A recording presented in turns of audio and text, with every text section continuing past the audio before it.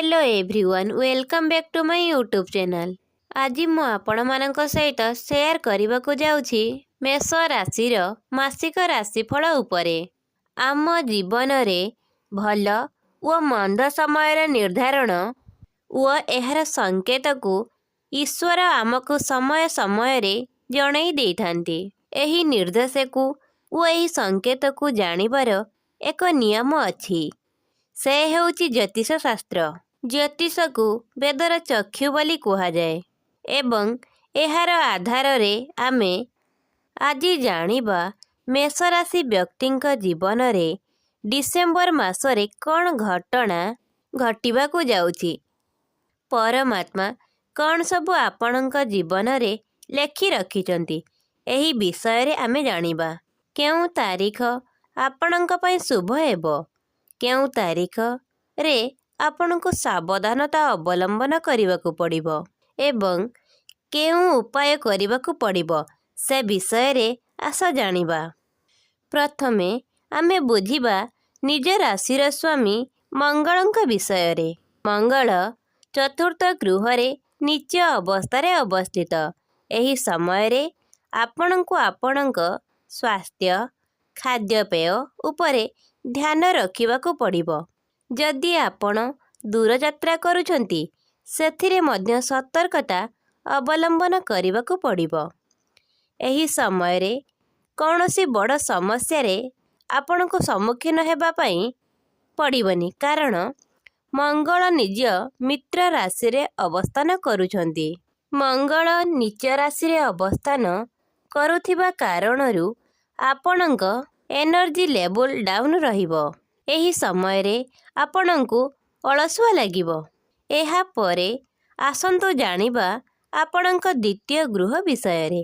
द्वितीय गृह आपणक धनर होइथाए। एही समय रे धन गृह रे बृहस्पति वक्री अवस्था रे विराजमान। गुरुंक वक्री अवस्था रे धनर वृद्धि हेबा सह एही समय रे केही आपणको सपोर्ट करि पारंती। एहा परे आसंतु जानिबा चतुर्थ गृह विषय रे। चतुर्थ गृह आम पारिवारिक जीवन को सूचाई थाए। एही समय रे परिवार मध्य रे सामान्य कलह देखा देई पारे, सेथिपई सतर्क रहिबे। किपरि भाबरे अन्य मन को जीति पारिबे सेथिपई चेष्टा करिबे। पंचम गृह आमर शिक्षार होइथाए। शिक्षा क्षेत्र रे आपण मानंक पाई 15 डिसेम्बर परे समय अनुकूल रहिबो।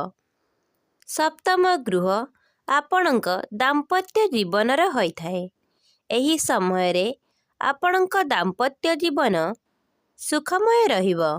उभय मिलिमिशि कौनसी कार्य करि पारंती। पूर्वरु जदि दंपतिंक मध्य रे मनमालिन्य थिबो तेबे ताहा एही समय रे दूर हेबो। ताहा एही समय रे दूर हेबो। ताहा एही समय रे दूर हेबो। नवम गृह आपणक भाग्यर होइथाए। एही समय रे आपणक भाग्यर धनर वृद्धि, शुभ कार्य वृद्धि, कर्मर वृद्धि हेबो। एही समय रे आपण अन्यर कथारे पड़ी कौनसी कार्य करंतु नाही। निजे भल भाबरे भाबी चिंती कार्य करंतु। दशम गृह आपणक क्यारियर होइथाए। एही समय क्यारियर पई अनुकूल रहिबो। आपण आपणक कर्म को अधिक भल पाइबे। कर्म क्षेत्र रे किछि नुआ कार्य मध्य आरंभ होई करि पारंती। कौनसी कार्य आपणकर पेंडिंग थिले एही समय रे सही कार्य मध्य पूर्ण होई पारे। एही समय रे आपणकर खर्चर परिमाण बढ़िबो। ता सहित खर्चर परिमाण बढ़िले मध्य एही खर्चर रिकवर होई पारिबो। एबे जानिबा सही तारीख को जेउ तारीख आपणको सफलता प्रदान करिबो।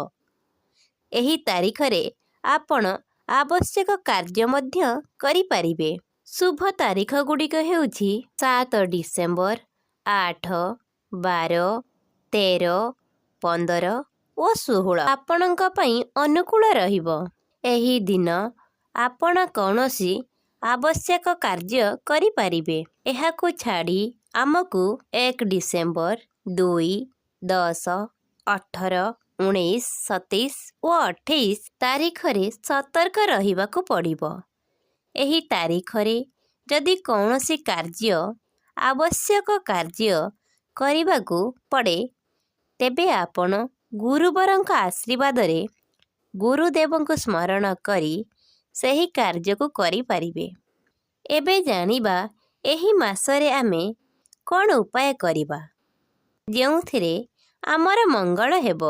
ଆପଣଙ୍କ ନିଜ ରାଶିର ସ୍ୱାମୀ ଚତୁର୍ଥ ଗୃହରେ ନୀଚ ଅବସ୍ଥାରେ ଅବସ୍ଥାନ କରୁଛନ୍ତି। ତେଣୁ ହନୁମାନ ଚାଳିଶା ଓ ସୁନ୍ଦରକାଣ୍ଡ ପାଠ କରନ୍ତୁ ଏବଂ ମଙ୍ଗଳବାର ଦିନ ହନୁମାନଙ୍କୁ ଏବଂ ପ୍ରତ୍ୟେକ ମଙ୍ଗଳବାର ହନୁମାନଙ୍କୁ ଲାଲ ସିନ୍ଦୂର ଚଢ଼ାନ୍ତୁ। ଏହି ଉପାୟ ଅବଲମ୍ବନ କରି ଆପଣ ଡିସେମ୍ବର ମାସଟିକୁ ସର୍ବଶ୍ରେଷ୍ଠ ମାସରେ ପରିଣତ କରିପାରିବେ। ଭିଡ଼ିଓଟି ଭଲ ଲାଗିଥିଲେ ଭିଡ଼ିଓଟିକୁ ଲାଇକ୍, ସେୟାର ଆଉ ଚ୍ୟାନେଲକୁ ସବସ୍କ୍ରାଇବ୍ କରିଦିଅନ୍ତୁ।